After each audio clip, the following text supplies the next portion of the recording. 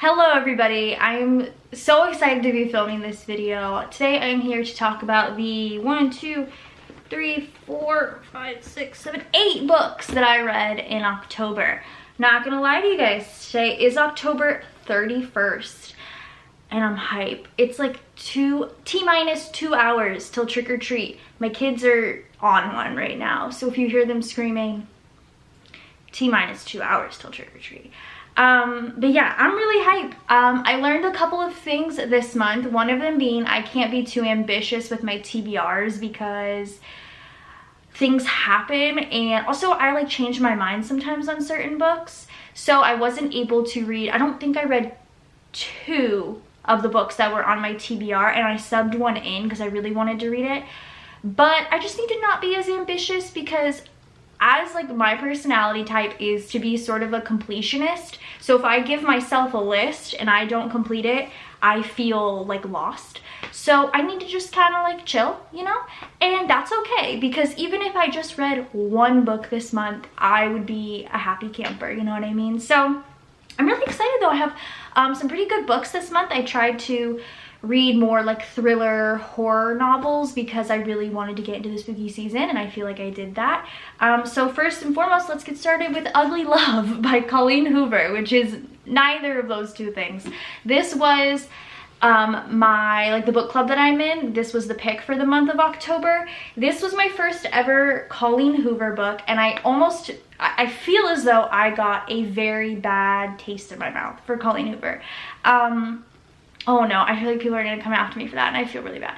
I gave this 2 stars. So this trope is friends with benefits. So it's about these 2 people, Miles and Tate, and they live across the hall from each other, or she like moves in with her brother and they live across the hall from each other, and it becomes like a mutual attraction, I suppose, but he has like ground rules for her. He's like, you can't ask me like basically anything, and all we're gonna do is physical things. And that was what the whole book was. Like, there was no meat to the story. She falls for him without really knowing anything about him, and I mean, you do get like a cute like side story in between, which I really liked.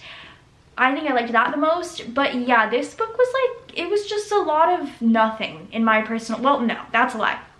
It was a lot of one thing that I don't really want to like express out loud. But yeah, it was just, there was no meat to this story. There was no, this is why she fell in love with him.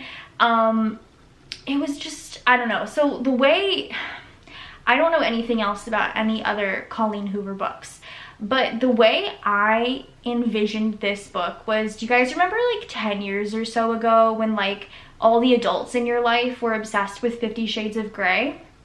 I kind of feel like is that like why everyone's obsessed with Colleen? Because that's what this book felt like to me. Even that story had a little bit more like story to it. But yeah, this was a 2-star for me. I gave it 2 stars because I did enjoy the like small side story that was happening.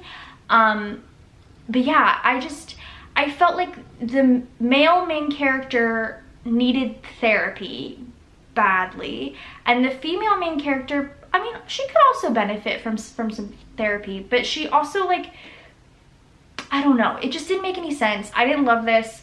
I will give Colleen another try, but I'm not really like looking forward to it. It's not something I'm like, I'm gonna go try Colleen right now. I think I'm good. But yeah, this was 2-star for sure. The next book that I read this month was Lucy Foley's The Paris Apartment.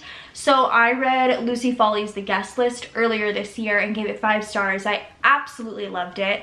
It was one of my favorite like thriller books I had read in a while, so I was really excited to pick up The Paris Apartment. One of my favorite things about Lucy Foley is her writing style. She does multi-POV, which I love a good multi-POV story because I feel like the story moves a lot faster. You're getting obviously different perspectives, and I just really enjoy that.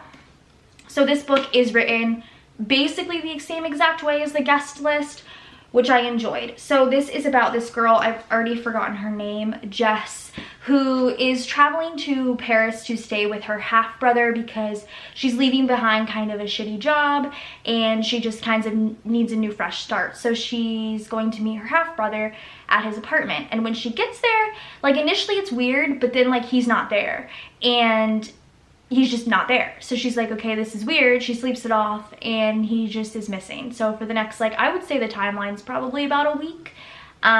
She's searching for him and you're getting perspectives from her, from multiple people in the apartment building.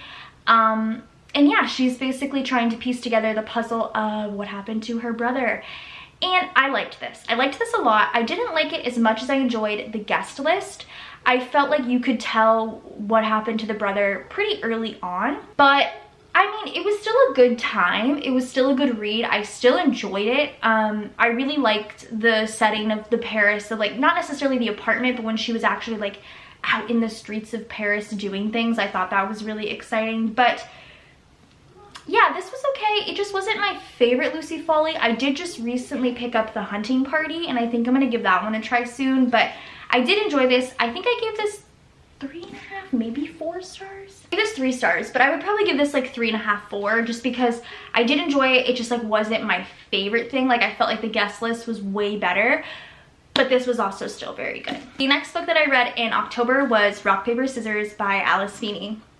I was really excited to pick this book up. I had heard a lot of things about it being a very good thriller, being super twisty, and I went in a little apprehensive because I had heard the same exact things about The Silent Patient, and I talked about that a little bit in my last month's video, but unfortunately I was able to sort of figure out the twist quite early, and that made me a little sad.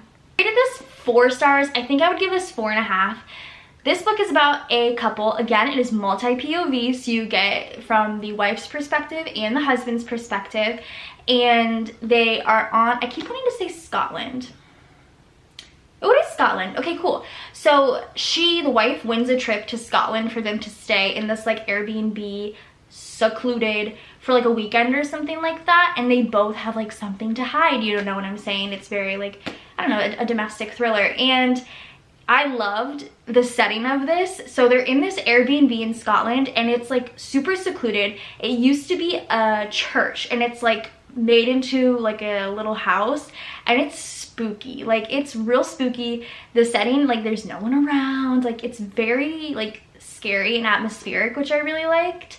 So you have the point of view of both the wife and the husband, and then you also, in between each like chapter or so, you get a letter that the wife wrote the husband for every year that they were married. And in the letter, it's like detailed about like certain things like she wishes for, things she's like noticing in their relationship, things like that. And I feel like that really adds to the story. And then later on, you also get another perspective, which I really liked. But yeah, this was, I think there was a point where I thought this was gonna go horror, but it definitely, this is just a full-fledged thriller.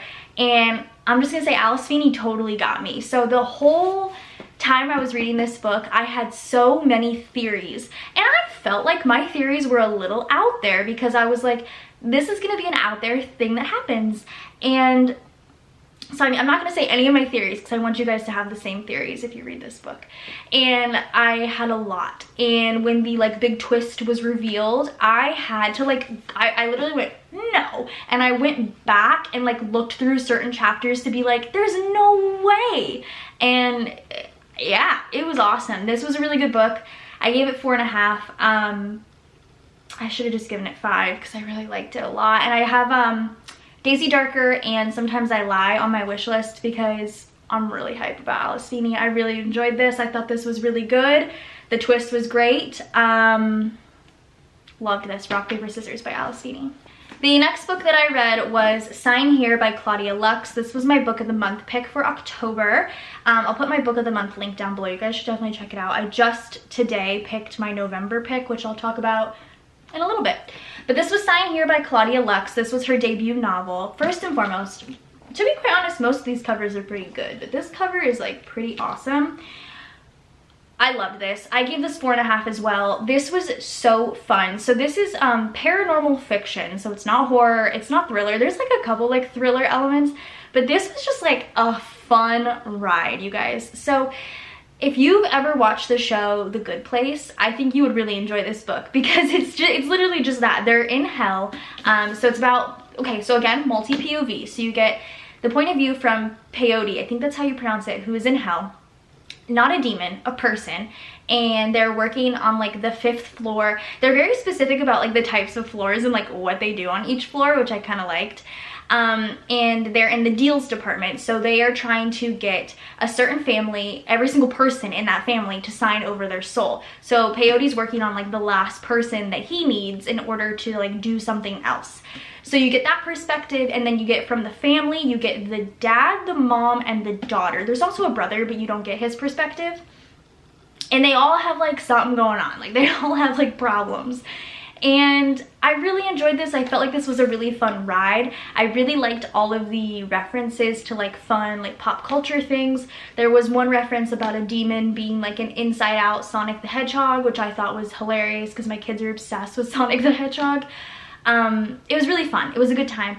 I'm a little, okay, so there's 2 things that knocked me down a point because I really did enjoy this. There was, like I said, a thriller twist, which I really liked, but all in all, I felt like it was just a fun ride. So one of the reasons I knocked it down half a point was because I wish we were in hell more often. I wished that we got to experience some of the things that they experienced a little bit more. Not experience, but like see what they're experiencing more, because the way they describe it is like, basically you're like on a subway train and somebody's breath really stinks, but you can't like walk away from them because like you're stuck in the subway train, and they're like, that's hell, like being there like that constantly. And I thought the little like quirks and things like that were really fun. So I knocked it down because I wish we were there a little bit more. We were kind of in, I think it's the Harrisons.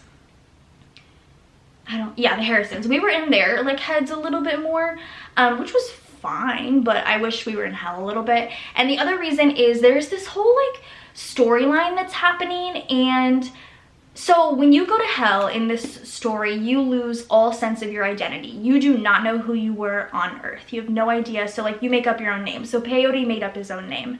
And the whole time I had assumed we were going to find out that he was like this specific person they were alluding to in the story. And then when he wasn't, I was a little bit like, oh, that kind of sucks, because I felt like it would have made more sense for him to be.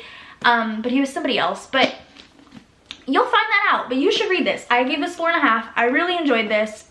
I felt like for my first book of the month, this was a good one. I was really hype on this one. Okay, the next one that I read is The Final Girl Support Group by Grady Hendrix. This was my 3rd Grady Hendrix that I have read this year.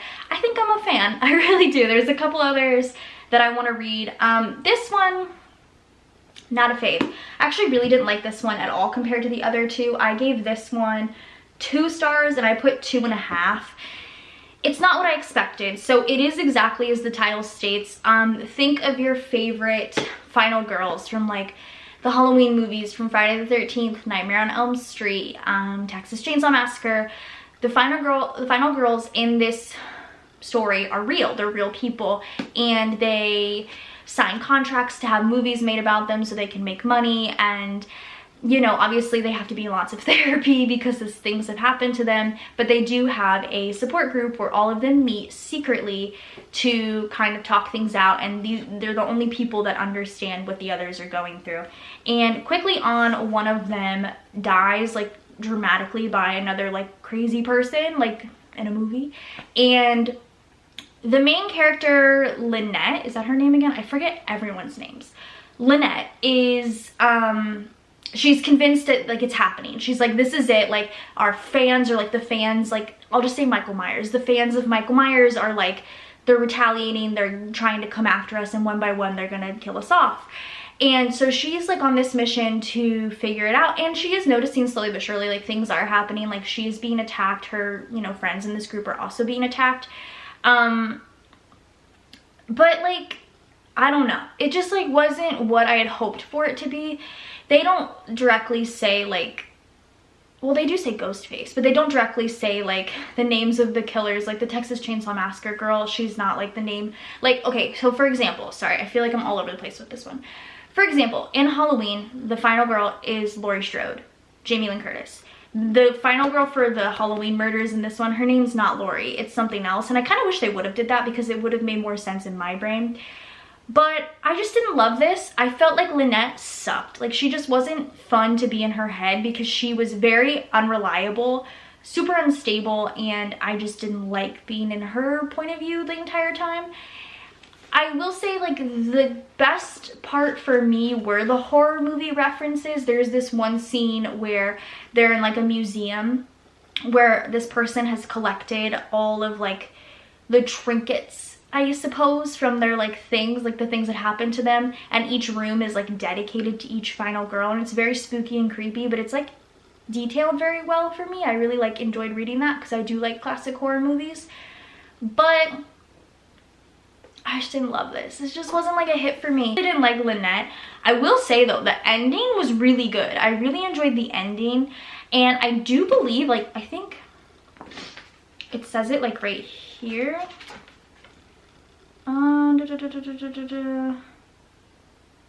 So, oh, Southern Book Club's Guide to Slaying Vampires and the Final Girl support group are both being currently adapted for television, which I think would be good. I think once again with The Summer I Turned Pretty, I think this would be better as a show. I really do, or a movie. I think this would be way better because as a book, it was just like, I just didn't like Lynette. I wanted to like the other characters way more. So, I don't know, 2.5 for me. Wasn't my favorite Grady Hendrix, but I do want to pick up Horror Store because I talked about it a bunch and it sounds awesome. So, that was that. All right, now we're getting into a couple cozy mysteries. The first one I read is the first in the Finlay Donovan series. This is Finlay Donovan is Killing It. This is by, I haven't said anybody's names, have I? I guess I have. This is by El Cosimano.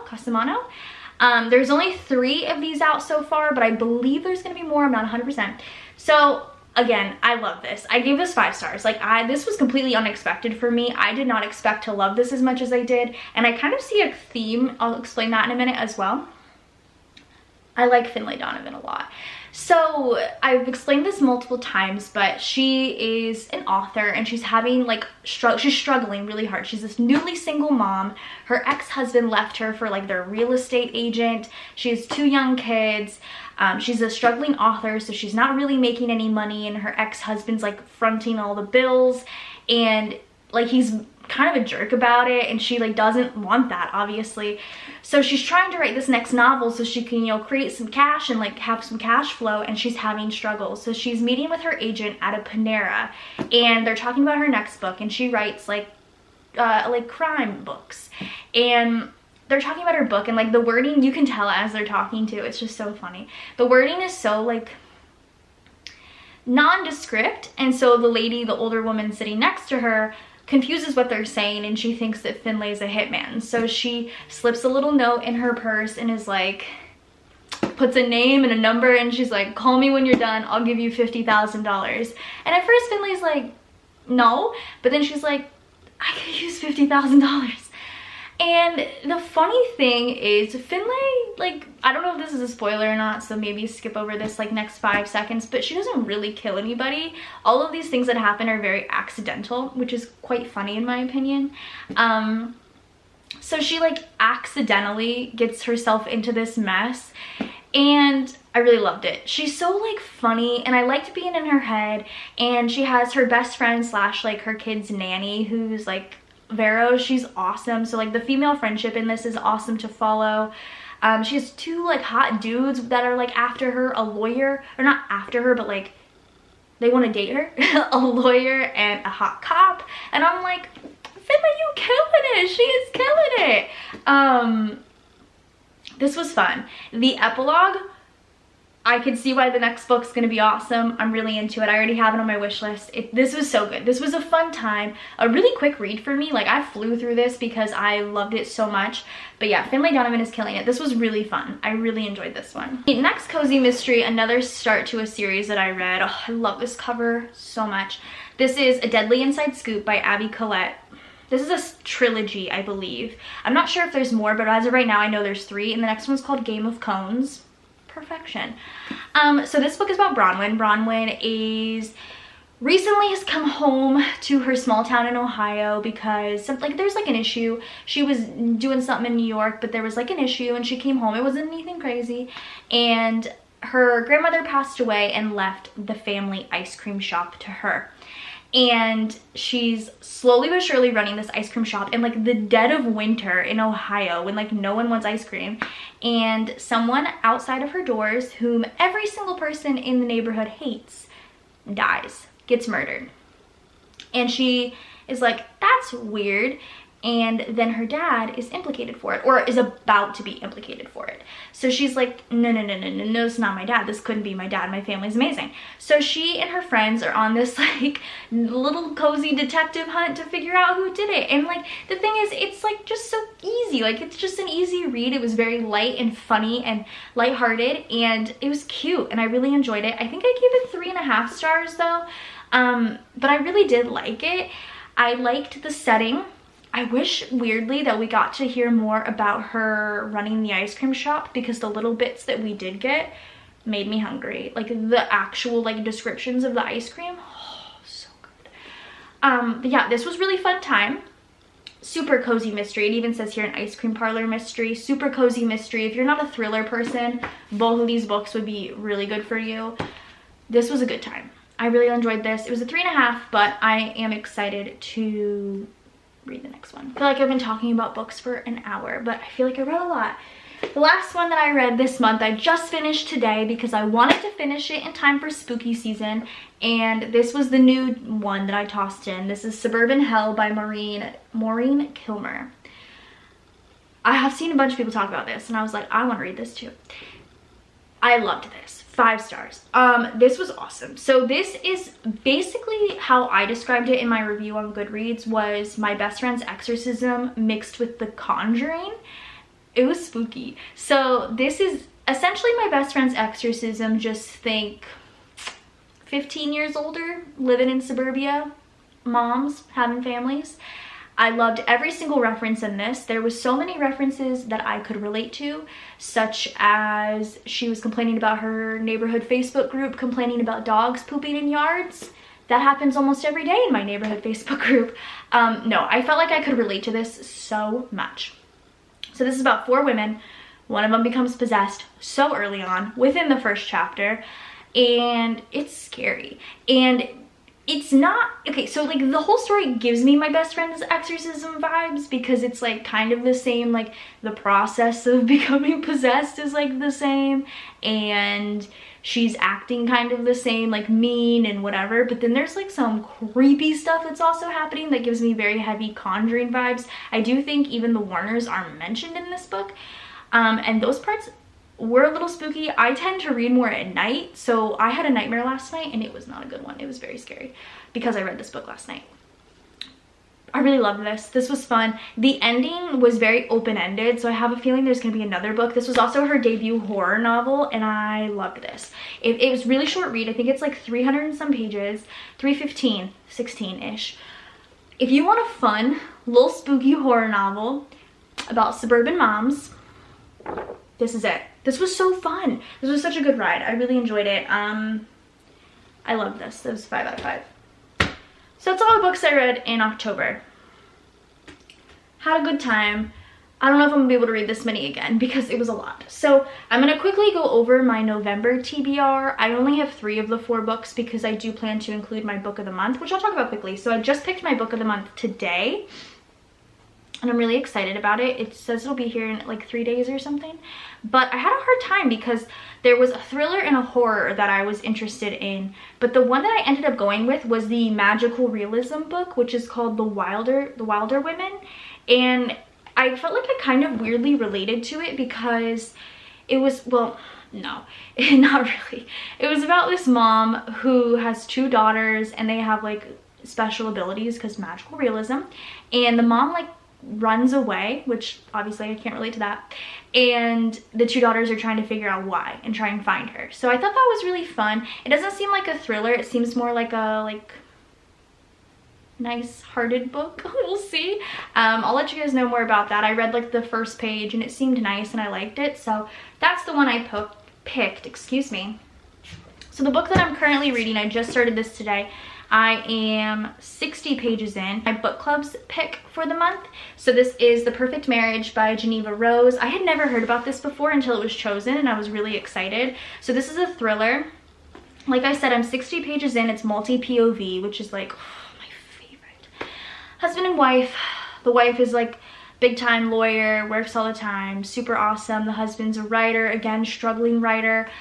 He's cheating on her. He has a mistress. His mistress mysteriously dies. I say mysteriously. And he's implicated for it, and she, as a lawyer, is trying to help him. Weird. I'm interested to learn more. So far I'm actually enjoying it. Like I said, I'm 60 pages in, and I feel like I could fly through this. It's been pretty good so far. The next book that I plan to read this month, I have to get back to my ACOTAR series. This is The Court of Wings and Ruin by Sarah J. Maas. It's the third book in the ACOTAR series. This is a chunky girl. She's thickums. I'm just gonna get back into it. I need to. I've been missing Feyre. I want to get back into her mind and see what's going on, especially after the end of A Court of Mist and Fury. My heart broken, but I need to get back into this. And then I was like, you know what, let's just throw one more book in for good measure, and worst case scenario, I read more, which will be exciting. I want to start this series.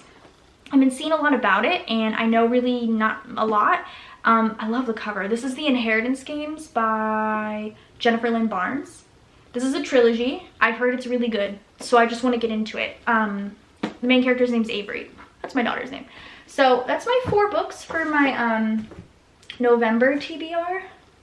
Not super crazy. This one's really chubby, but I think it's going to take me a good like week and a half to read that one, maybe 2 weeks. So that's why I don't really have that many. But worst case scenario, I have a bunch right here I can choose from. So that's it for my October what I read. Oh my goodness.